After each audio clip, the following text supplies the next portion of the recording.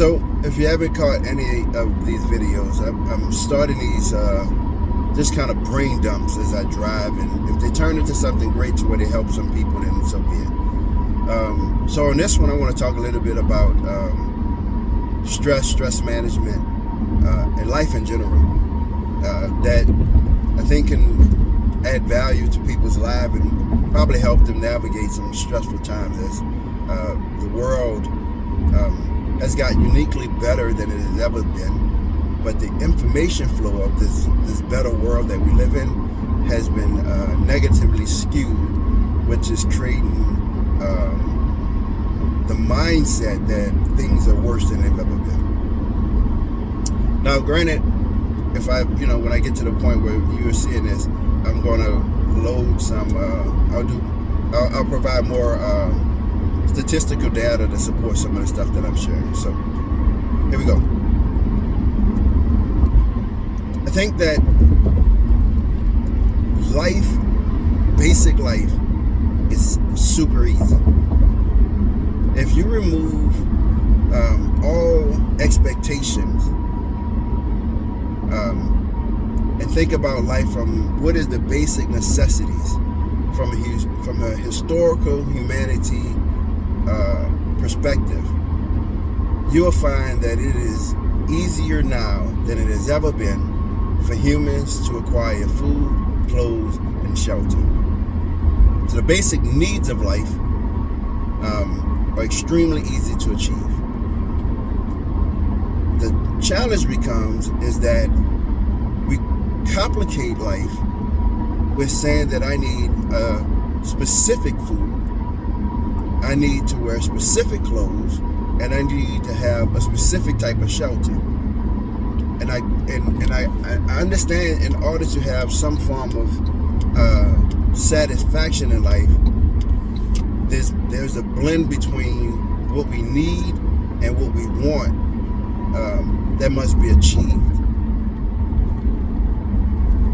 But there's this saying that says the less you crave, the less you suffer. And I think it's rooted in like this rudimentary understanding that there is this real simplicity of peace that can be achieved by simply desiring less. So let's consider food. I'm a plant-based eater. I haven't had animal products in probably 6 to 8 years. I've lost count somewhere. But that is a huge privilege. And what that is saying is that I've made this choice, right, to forego easily accessing processed foods and animal meats to eat. Now, if I couldn't financially do that with relatively ease, then I would create stressors in my life around eating food that can turn into stress.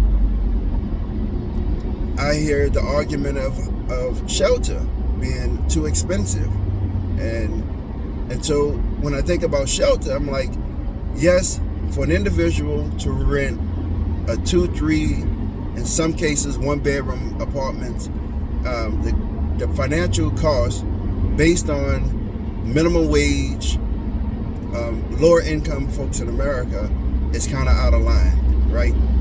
Or not out of line, but to some degrees, it may be unachievable. I mean, you join a couple kids and you trying to live off of $15, $20 an hour, it can get tough.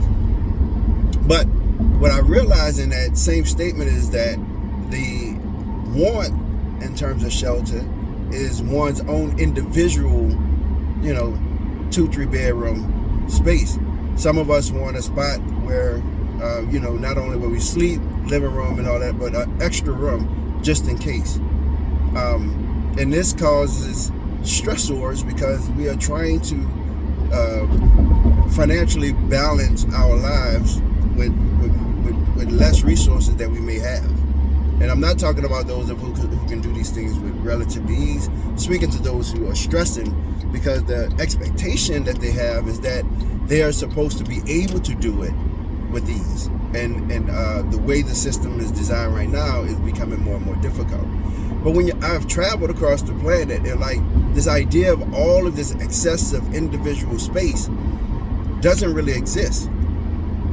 And so here's something I like people to consider, right? Like,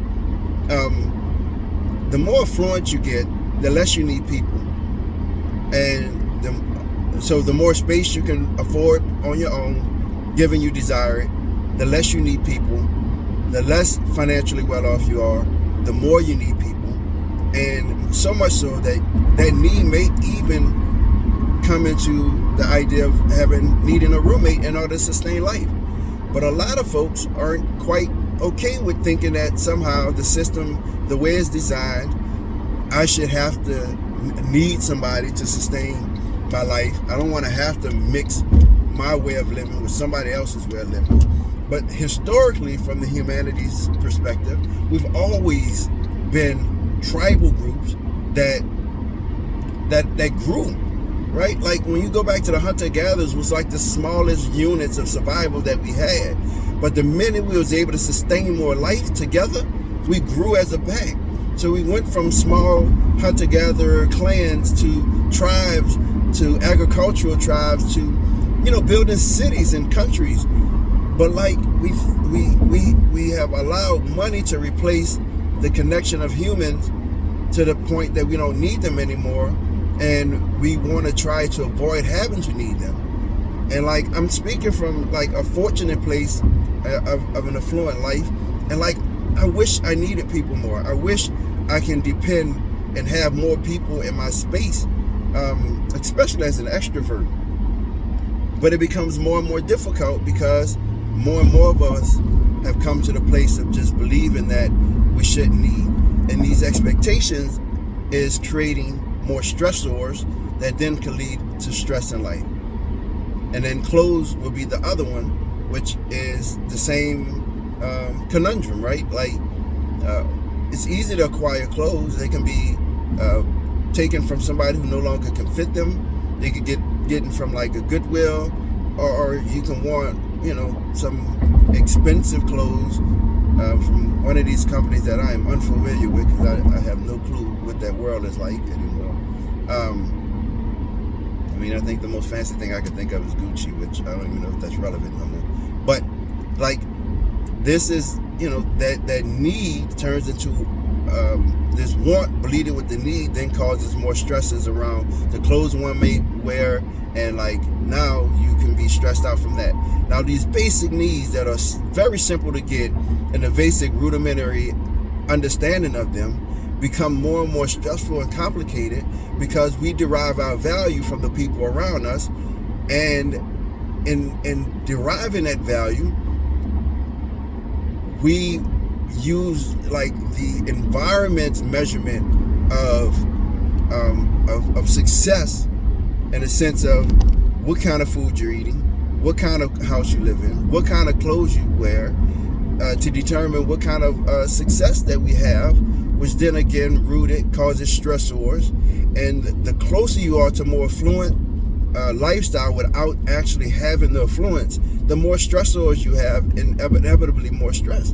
Because if you made $50,000 in an environment where the median income was $25,000, you'll feel rich. But if you made $50,000 where the median income is $100,000, you're gonna be feeling poor. And that theory is called the looking glass self, as we see ourselves through the eyes of our environment. So how do you manage and negate that? Is that crave less. If you can manage what it is that you want, desire, that would help tremendously. And yes, I know these things, some of them are more easily said than done. So if you can reduce how much you actually want materialistically, the easier your life can be. And then we go to living beneath your means. You know, living at a level where there is always excess in your existence. So if you can afford a $250,000, $500,000 house, that doesn't necessarily mean you have to go and buy it. You know, you should probably, in my opinion, the way I function is that I want to be able to cover my living expenses with you know, maybe 50% of what I can afford. Now granted, again, I told you I live in a place where I'm I'm not rich, but I'm in a good shape. So 50% of what I can afford, is still a really good living situation. And some of us may need to double up with somebody and then say 50% of what the two of us can afford. And then that way we can still find a synergy and reduction of cost of living. Anyway, more tactics can be talked about this later. I think I can dig deep into how to manage these stressors. But crave less, live beneath your means, and focus on the simpler things in life, easier to achieve, and have micro goals as you continue the journey forward. And you can find yourself managing stressors more frequently. Thank y'all, and try not to get it right. Have a good one.